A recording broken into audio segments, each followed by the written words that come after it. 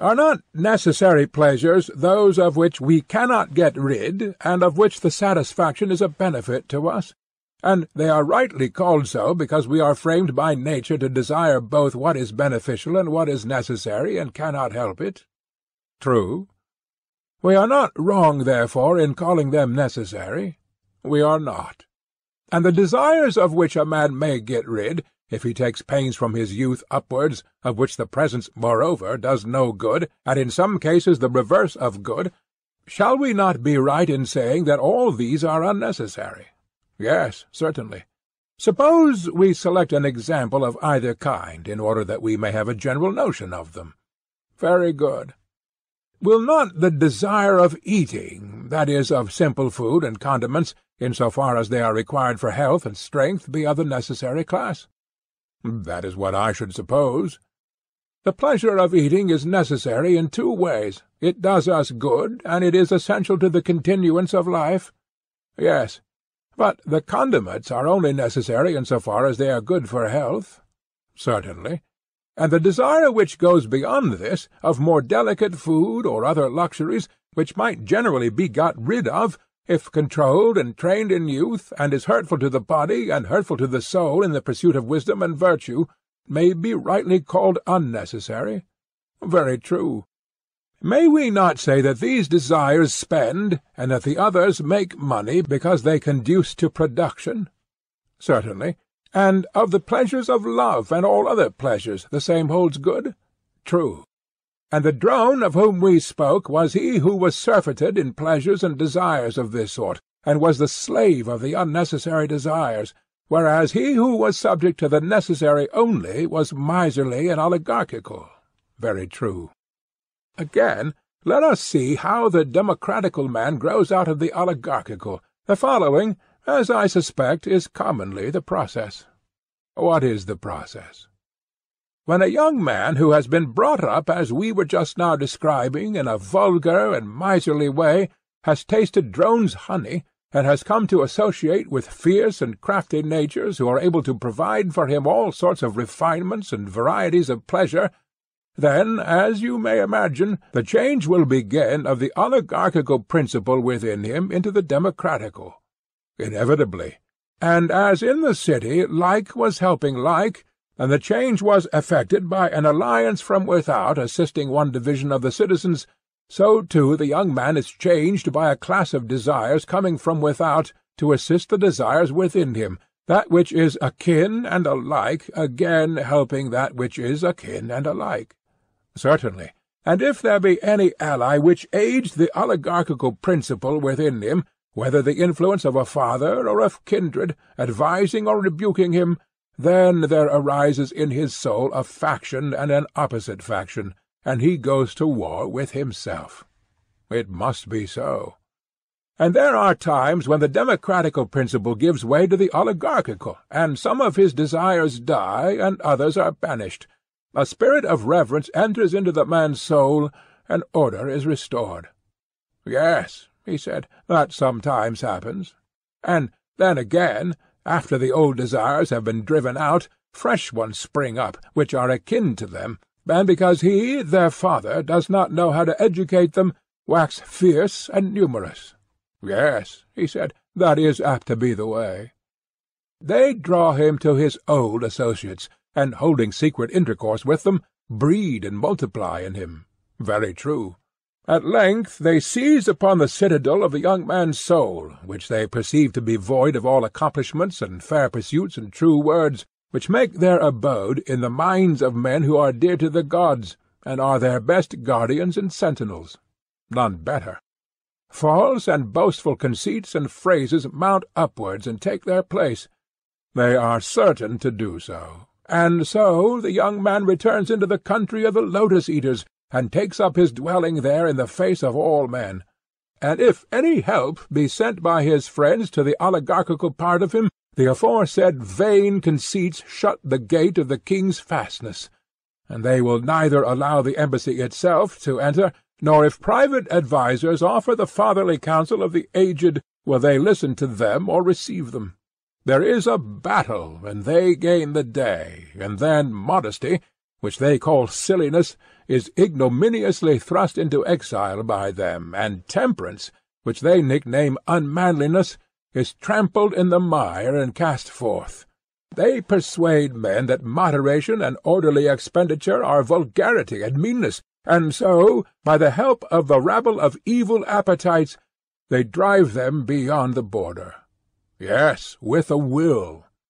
And when they have emptied and swept clean the soul of him who is now in their power, and who is being initiated by them in great mysteries, the next thing is to bring back to their house insolence and anarchy and waste and impudence in bright array, having garlands on their heads, and a great company with them, hymning their praises and calling them by sweet names.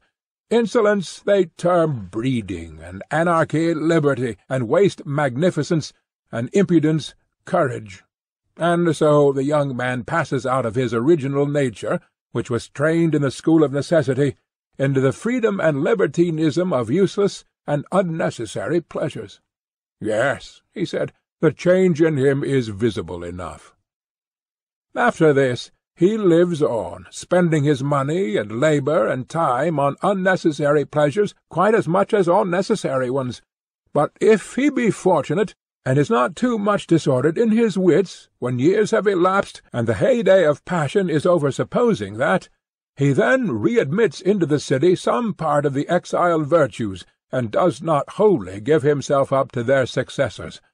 In that case he balances his pleasures, and lives in a sort of equilibrium, putting the government of himself into the hands of the one which comes first and wins the turn, and when he has had enough of that, then into the hands of another. He despises none of them, but encourages them all equally. Very true, he said. Neither does he receive or let pass into the fortress any true word of advice. If any one says to him that some pleasures are the satisfactions of good and noble desires, and others of evil desires, and that he ought to use and honour some, and chastise and master the others, whenever this is repeated to him, he shakes his head, and says that they are all alike, and that one is as good as another. Yes, he said, that is the way with him. Yes, I said, he lives from day to day, indulging the appetite of the hour, and sometimes he is lapped in drink and strains of the flute. Then he becomes a water-drinker, and tries to get thin. Then he takes a turn at gymnastics, sometimes idling and neglecting everything, then once more living the life of a philosopher.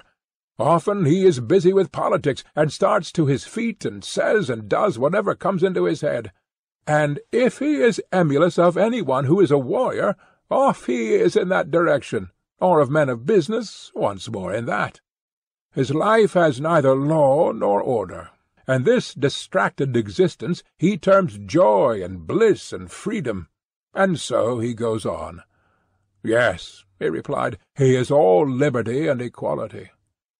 Yes, I said, his life is motley and manifold, and an epitome of the lives of many.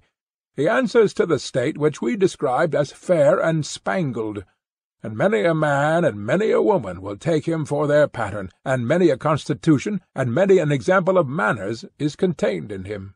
Just so. Let him then be set over against democracy. He may truly be called the democratic man.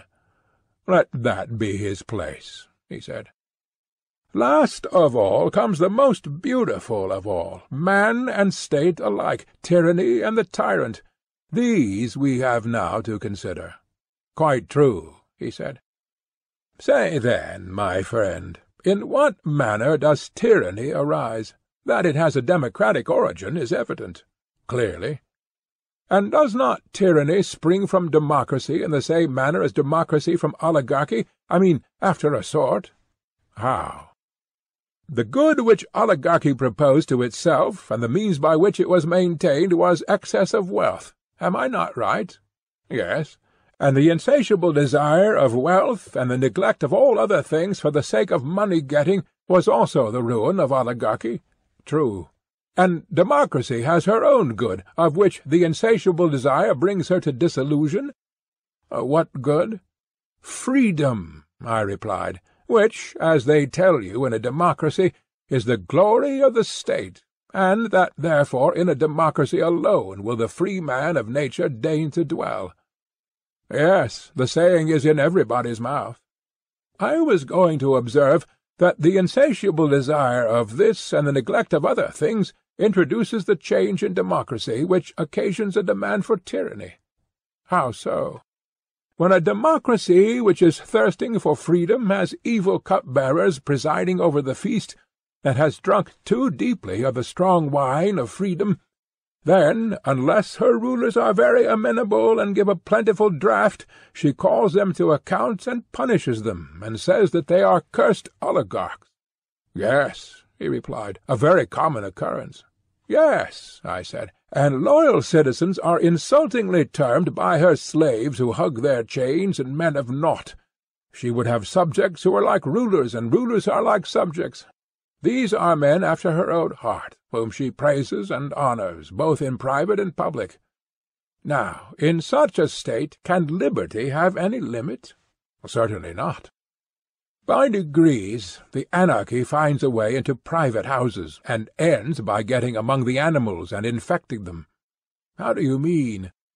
I mean that the father grows accustomed to descend to the level of his sons, and to fear them, and the son is on a level with his father, he having no respect or reverence for either of his parents, and this is his freedom, and the metic is equal with the citizen, and the citizen with the metic, and the stranger is quite as good as either.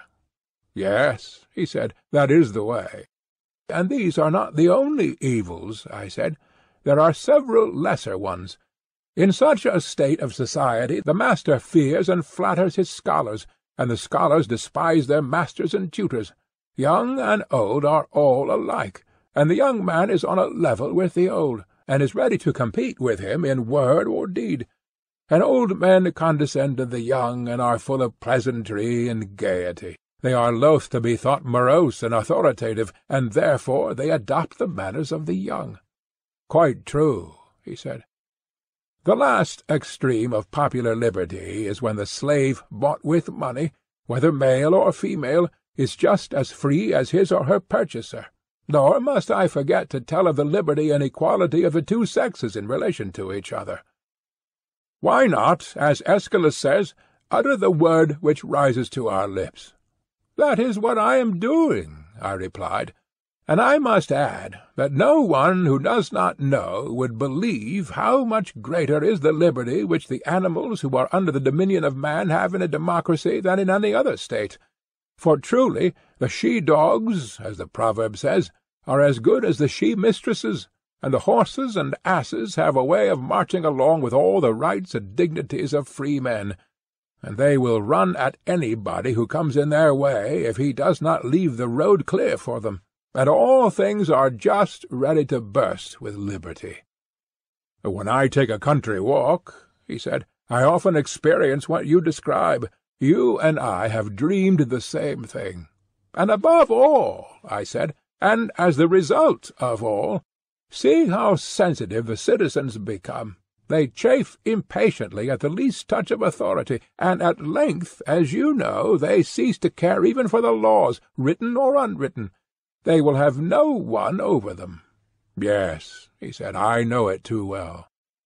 Such, my friend, I said, is the fair and glorious beginning out of which springs tyranny. Glorious indeed, he said, but what is the next step? The ruin of oligarchy is the ruin of democracy. The same disease magnified and intensified by liberty overmasters democracy, the truth being that the excessive increase of anything often causes a reaction in the opposite direction, and this is the case not only in the seasons and in vegetable and animal life, but above all in forms of government. True, the excess of liberty, whether in states or individuals, seems only to pass into excess of slavery. Yes, the natural order.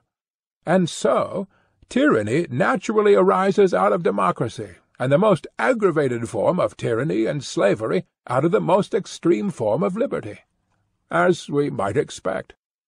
That, however, was not, as I believe, your question. You, rather, desired to know what is that disorder which is generated alike in oligarchy and democracy, and is the ruin of both.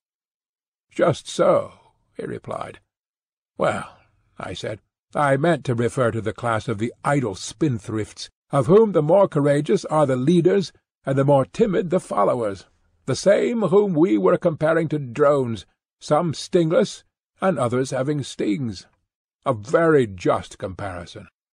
These two classes are the plagues of every city in which they are generated, being what phlegm and bile are to the body, and the good physician and lawgiver of the state ought, like the wise bee-master, to keep them at a distance, and prevent, if possible, their ever coming in, and if they have anyhow found a way in, then he should have them and their cells cut out as speedily as possible.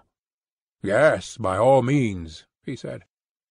Then, in order that we may see clearly what we are doing, let us imagine democracy to be divided, as indeed it is, into three classes. For in the first place, freedom creates rather more drones in the democratic than there are in the oligarchical state. That is true, and in the democracy they are certainly more intensified. How so? Because in the oligarchical state they are disqualified and driven from office, and therefore they cannot train or gather strength, whereas in a democracy they are almost the entire ruling power, and while the keener sort speak and act, the rest keep buzzing about the bema, and do not suffer a word to be said on the other side. Hence, in democracies, almost everything is managed by the drones. Very true, he said. Then there is another class which is always being severed from the mass. What is that? They are the orderly class, which in a nation of traders is sure to be the richest. Naturally so. They are the most squeezable persons, and yield the largest amount of honey to the drones. Why, he said, there is little to be squeezed out of people who have little. And this is called the wealthy class, and the drones feed upon them. That is pretty much the case, he said. The people are a third class, consisting of those who work with their own hands. They are not politicians, and have not much to live upon. This, when assembled, is the largest and most powerful class in a democracy. True, he said, but then the multitude is seldom willing to congregate unless they get a little honey. And do they not share? I said. Do not their leaders deprive the rich of their estates and distribute them among the people, at the same time taking care to reserve the larger part for themselves? Why, yes, he said, to that extent the people do share. And the persons whose property is taken from them are compelled to defend themselves before the people as they best can. What else can they do? And then, although they may have no desire of change, the others charge them with plotting against the people and being friends of oligarchy. True. And the end is that when they see the people, not of their own accord, but through ignorance and because they are deceived by informers seeking to do them wrong, then at last they are forced to become oligarchs in reality. They do not wish to be, but the sting of the drones torments them and breeds revolution in them. That is exactly the truth. Then come impeachments and judgments and trials of one another. True. The people have always some champion whom they set over them and nurse into greatness. Yes, that is their way. This and no other is the root from which a tyrant springs. When he first appears above ground he is a protector. Yes, that is quite clear. How then does a protector begin to change into a tyrant? Clearly when he does what the man is said to do in the tale of the Arcadian temple of Lycian Zeus. What tale? The tale is that he who has tasted the entrails of a single human victim minced up with the entrails of other victims is destined to become a wolf. Did you never hear it? Oh, yes. And the protector of the people is like him. Having a mob entirely at his disposal, he is not restrained from shedding the blood of kinsmen. By the favourite method of false accusation he brings them into court and murders them, making the life of man to disappear, and with unholy tongue and lips tasting the blood of his fellow-citizens. Some he kills, and others he banishes, at the same time hinting at the abolition of debts and partition of lands. And after this, what will be his destiny? Must he not either perish at the hands of his enemies, or from being a man become a wolf, that is, a tyrant? Inevitably. This, I said, is he who begins to make a party against the rich? The same. After a while he is driven out, but comes back, in spite of his enemies, a tyrant full-grown. That is clear. And if they are unable to expel him, or to get him condemned to death by a public accusation, they conspire to assassinate him. Yes, he said, that is their usual way. Then comes the famous request for a bodyguard, which is the device of all those who have got thus far in their tyrannical career. Let not the people's friend, as they say, be lost to them. Exactly. The people readily assent. All their fears are for him, they have none for themselves. Very true. And when a man who is wealthy and is also accused of being an enemy of the people sees this, then, my friend, as the oracle said to Croesus, by pebbly Hermus' shore he flees and rests not, and he is not ashamed to be a coward. And quite right, too, said he, for if he were, he would never be ashamed again. But if he is caught, he dies. Of course. And he, the protector of whom we spoke, is to be seen not larding the plain with his bulk, but himself the overthrower of many, standing up in the chariot of state with the reins in his hand, no longer protector, but tyrant absolute. No doubt, he said. And now let us consider the happiness of the man, and also of the state, in which a creature like him is generated. Yes, he said, let us consider that. At first, in the early days of his power, he is full of smiles, and he salutes everyone whom he meets. He to be called a tyrant, who is making promises in public and also in private, liberating debtors and distributing land to the people and his followers, and wanting to be so kind and good to everyone. Of course, he said. But when he has disposed of foreign enemies by conquest or treaty, and there is nothing to fear from them, then he is always stirring up some war or other in order that the people may require a leader. To be sure. Has he not also another object, which is that they may be impoverished by payment of taxes, and thus compelled to devote themselves to their daily wants, and therefore less likely to conspire against him? Clearly. And if any of them are suspected by him of having notions of freedom and of resistance to his authority, he will have a good pretext for destroying them by placing them at the mercy of the enemy, and for all these reasons the tyrant must always be getting up a war. He must. Now he begins to grow unpopular, a necessary result. Then some of those who joined in setting him up, and who are in power, speak their minds to him and to one another, and the more courageous of them cast in his teeth what is being done. Yes, that may be expected. And the tyrant, if he means to rule, must get rid of them. He cannot stop while he has a friend or an enemy who is good for anything. He cannot. And therefore he must look about him and see who is valiant, who is high-minded, who is wise, who is wealthy. Happy man, he is the enemy of them all, and must seek occasion against them whether he will or no, until he has made a purgation of the state. Yes, he said, and a rare purgation. Yes, I said, not the sort of purgation which the physicians make of the body, for they take away the worse and leave the better part, but he does the reverse. If he is to rule, I suppose that he cannot help himself. What a blessed alternative, I said, to be compelled to dwell only with the many bad, and to be by them hated, or not to live at all. Yes, that is the alternative. And the more detestable his actions are to the citizens, the more satellites and the greater devotion in them will he require. Certainly. And who are the devoted band, and where will he procure them? They will flock to him, he said, of their own accord, if he pays them. By the dog, I said, here are more drones, of every sort and from every land. Yes, he said, there are. But will he not desire to get them on the spot?